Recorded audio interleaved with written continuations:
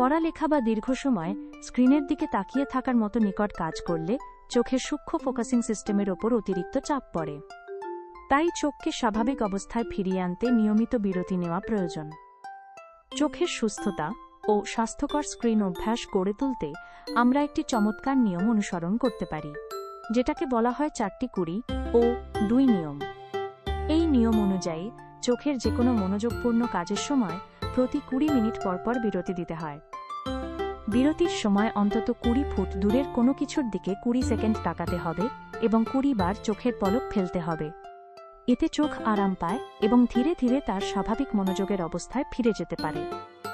শিশুরা সময়ের হিসাব ঠিকভাবে বুঝতে পারে না, বিশেষ করে যখন তারা তাদের পছন্দের কোনো গেম, কার্টুন বা ভিডিওতে মগ্ন থাকে।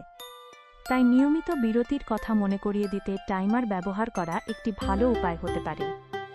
এই নিয়মের শেষের 2 মানে হল প্রতিদিন অন্তত 2 ঘন্টা বাইরে খেলা বা খোলা জায়গায় সময় কাটানো। এটি শিশুদের চোখের ফোকাসিং সিস্টেমের সুস্থ বিকাশে সহায়তা করে।